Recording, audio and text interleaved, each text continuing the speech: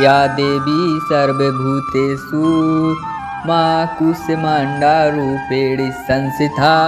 नमस्तस्यै नमस्तस्यै नमस्तस्यै नमो नमः। जय माता दी। मेरे प्यारे भक्तों, आज हम आपको श्रवण कराएंगे माँ कूष्मांडा देवी की अमर कहानी। तो आइए भक्तों, हम श्रवण करते हैं माँ कूष्मांडा माता की अमर कथा। भगवती माँ दुर्गा जी के चौथे स्वरूप का नाम कूष्मांडा है। अपनी मंद हल्की हंसी द्वारा अखंड अर्थात ब्रह्मांड को उत्पन्न करने के कारण इन्हें कूष्मांडा देवी के नाम से अभिहित किया गया है। जब सृष्टि का अस्तित्व नहीं था, चारों ओर अंधकार ही अंधकार व्याप्त था, तब इन्हीं देवी ने अपने हाथ से ब्रह्मांड की रचना की थी। अतः यही सृष्टि की आदि स्वरूपा आदि शक्ति है। इनके पूर्व ब्रह्मांड का अस्तित्व था ही नहीं। इनका निवास सूर्यमंडल के भीतर के लोक में है। सूर्यलोक में निवास कर सकने की क्षमता और शक्ति केवल इन्हीं में है।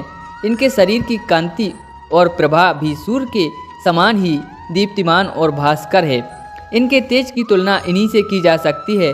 अन्य कोई भी देवी देवताओं से इनके तेज और प्रभाव की तुलना नहीं कर सकते हैं। इन्हीं के तेज और प्रकाश से दसों दिशाएं प्रकाशित हो रही हैं।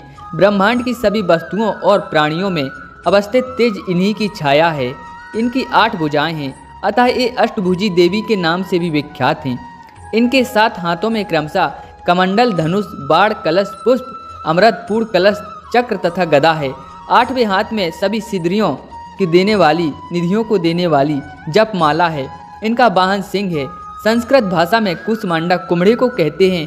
बलियों में कुम्हड़े की बलि इन्हें सर्वाधिक प्रिय है। इस कारण से भी एक कूष्मांडा कही जाती हैं। नवरात्रि पूजन के चौथे दिन माँ कूष्मांडा देवी के स्वरूप की पूजा उपासना की जाती है। इस दिन साधक का मन अनाहत चक्र में अवस्थित होता है, अतः इस दिन उसे अत्यंत पवित्र और अंचल मन से कूष्मांडा देवी के स्वरूप को ध्यान में रखकर पूजा उपासना के कार्य में लगना चाहिए।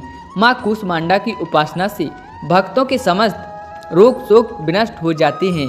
इनकी शक्ति से आयु, यश, बल और आरोग्य की वृद्धि होती है।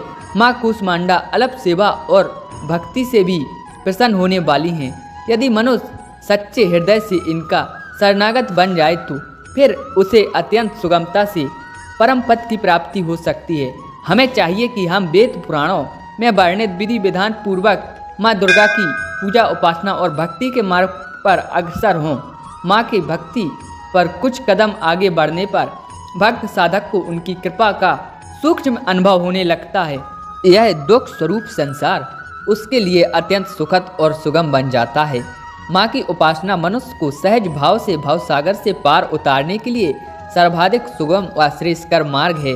माता की उपासना मनुष्य को आंधियों व्याधियों से सर्वदा विमुक्त करके उसे सुख, समृद्धि और उन्नति की ओर ले जाने वाली है।